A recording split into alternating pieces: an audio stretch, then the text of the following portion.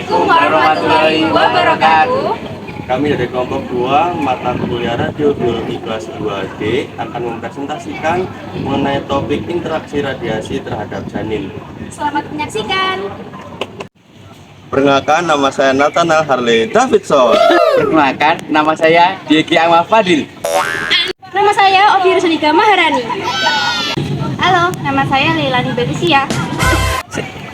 Halo, perkenalkan nama saya Salma Hanifah.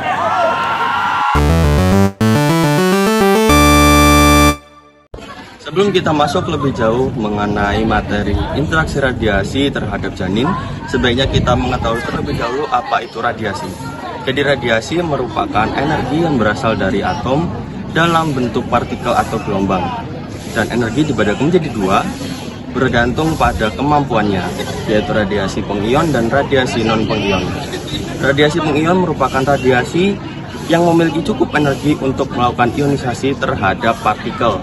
Dan radiasi ini memiliki tingkat yang cukup berbahaya bagi tubuh manusia karena dapat mengionisasi partikel dan juga dapat menyebabkan mutasi gen bahkan kanker. Dan jenis radiasi ini berupa seperti peluruhan radioaktif. Yang kedua yaitu radiasi pengion.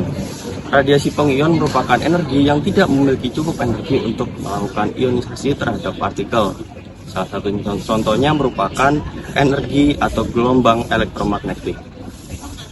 Jadi radiasi ini bisa berasal dari mana saja, bisa berasal dari TV, dari HP, bahkan sampai matahari. Memang terdapat beberapa radiasi yang bisa membahayakan tubuh manusia, akan tetapi juga terdapat radiasi yang tidak berbahaya bagi tubuh manusia. Maka dari itu penggunaannya haruslah digunakan dengan bertanggung jawab agar bisa terhindar dari sesuatu yang tidak kita inginkan. Paparan radiasi dosis rendah seperti ronsen atau paparan radiasi yang tidak lebih dari 0,05 gray cenderung tidak menimbulkan masalah yang berat bagi janin. Akan tetapi masih terdapat perbedaan pendapat mengenai boleh atau tidaknya melakukan ronsen saat hamil. Meskipun begitu, American Academy of Family Physicians atau AAFP mengatakan bahwa melakukan ronsen saat hamil diperbolehkan apabila ibu hamil benar-benar memerlukan pemeriksaan ronsen dan apabila masalah medis yang dialami oleh ibu hamil justru akan mengancam keselamatan dan kesehatan janin apabila tidak dilakukan pemeriksaan ronsen. Namun tetap harus dengan dosis dan pengawasan yang tepat dan ketat. Berbeda halnya dengan paparan radiasi dosis tinggi atau paparan radiasi secara terus-menerus dan radiasi yang lebih tinggi daripada 0,05 gray akan menyebabkan kematian sel yang besar dan bahkan dapat lebih besar dibandingkan dengan yang terjadi dengan orang dewasa.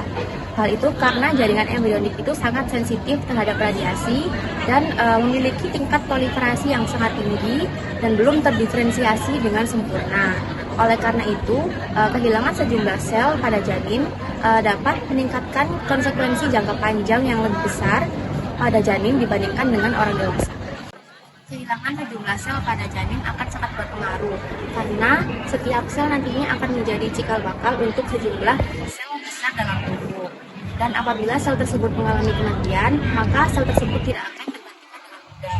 Dengan demikian, paparan radiasi dapat memberikan efek teratogenik yang dapat berupa ukuran anak yang lebih kecil saat dilahirkan, kematian intrauterin, dan lain sebagainya.